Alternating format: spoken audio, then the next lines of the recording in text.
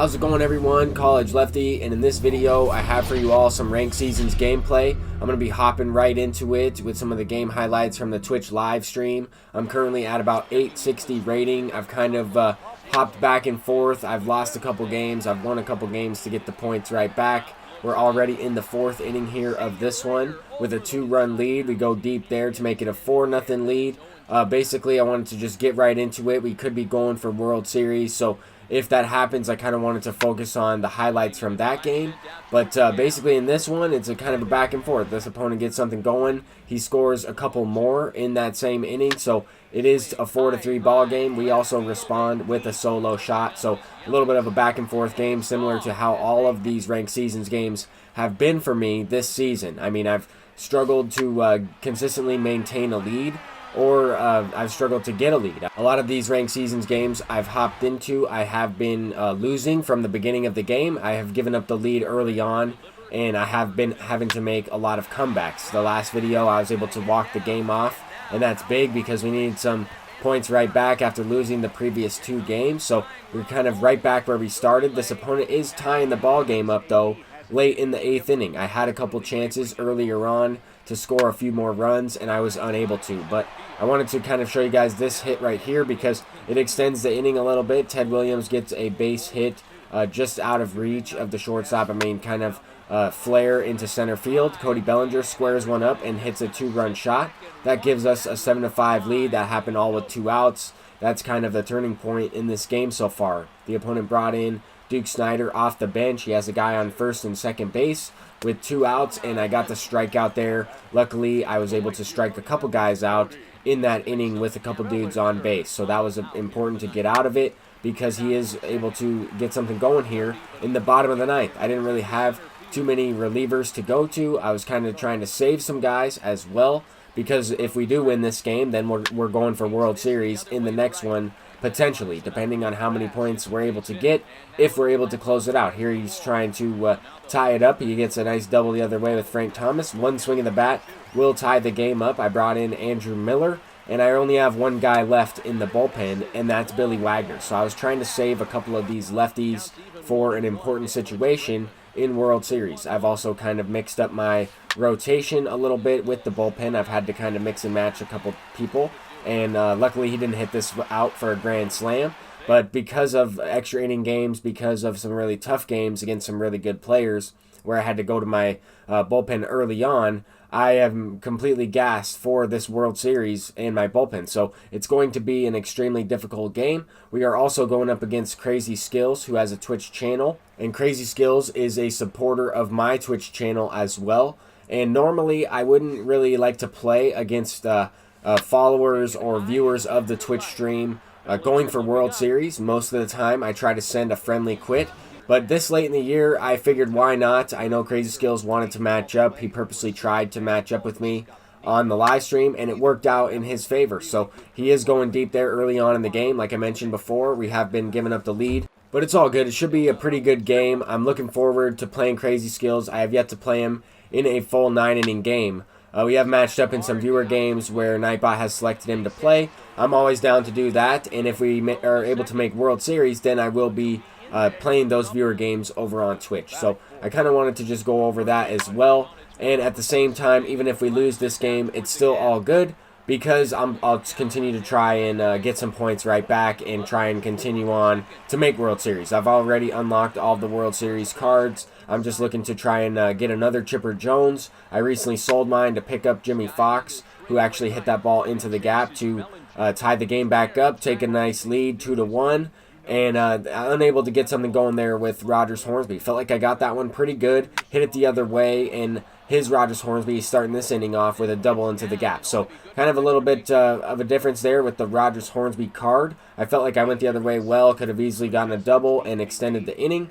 But luckily his Rogers Hornsby did not score on that double. Here on a 3-0 count, Honus Wagner. Perfect swing right over the middle of the plate. Just did not go anywhere. The ball kind of died off the bat there. It is what it is. Sometimes that's going to happen. It's unfortunate when it happens in a game for World Series because you're trying to get every possible run. I know that Crazy Skills is a great player. He is going to make it very difficult on me to try and make World Series. I know that he's already in the World Series. He let me know that during the stream.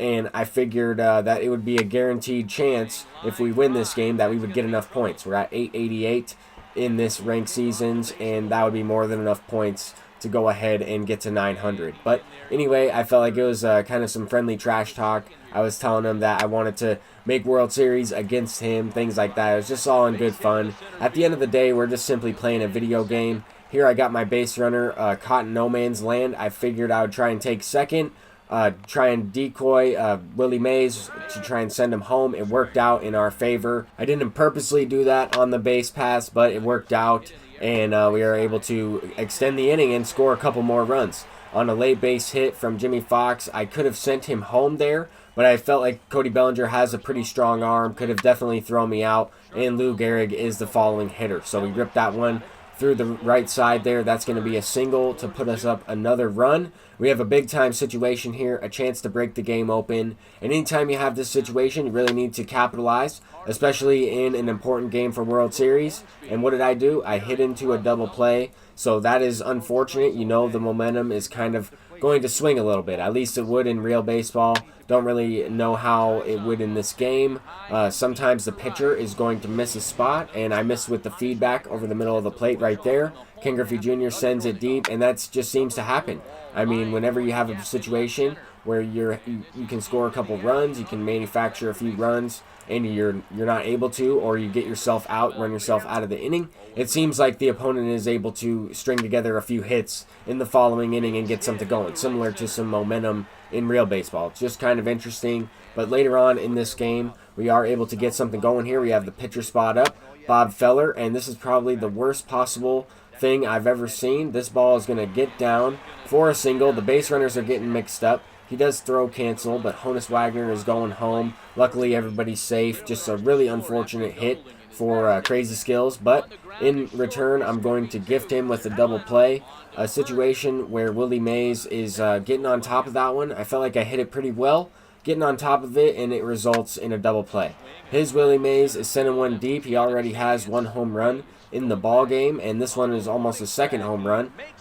Willie Mays catches that one at the track. He is able to advance. That's almost a guaranteed run. All good players are going to try and manufacture. They're going to be able to get this run in regardless if they line out to second base and almost actually have a play there at the plate, a pretty close play for a double play. But anyway, that's how hard the ball was hit. My Lou Gehrig with 2 down is smacking this one into the gap for an extra base hit, so that's going to be a double. Would have liked that one to go out, or a no-doubter the other way. Would have liked it to be a solo shot, because now we need another hit. We have to string together a couple base knocks in order to score this run.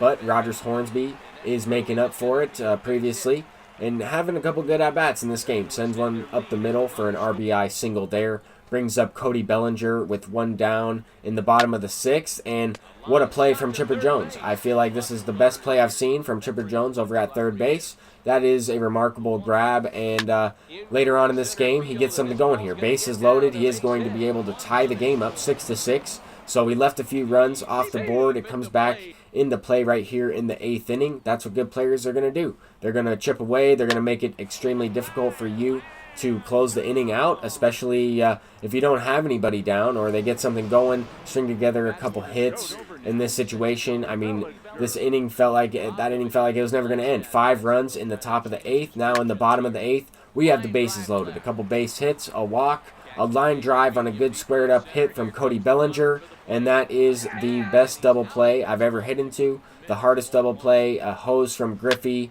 absolutely guns me down at the plate, 96 speed, and that's just one way to end the inning right there. The quickest way to go from bases loaded, nobody out, to absolutely scoring no runs and giving up a 2-run shot in the following inning. Just crazy way to end this game here. It's 11-6. I still feel like I could make the comeback, but we still need to get out of the inning and try and minimize here. We already gave up a solo shot or a 2-run shot, and the bullpen is completely gassed. Bruce Sutter is the last guy I have. I was able to get out of it. He brought in the gold Brett Cecil. I got a couple base knocks and a line out. So anytime you're down by this amount of runs, you really need to get every hit that's good, every hit that's well hit to get down for a base knock. You really need to have these line drives get into the gap. It just has to go that way for you to make a comeback. That's why it's so difficult in order to do so, but I felt like I hit the ball pretty well in this inning. Just didn't necessarily get anything going, but also the previous inning really was kind of the wind out of the sails in terms of just I felt like I had a really good chance to win, and I kind of choked it away. I lined out and hit into a double play, but we end up going back down to 865, like the second or third time I've been there for this ranked seasons. But I hope you guys enjoyed this video. I will try and upload another video the following day, so we can also make another push for World Series. Peace out, everybody.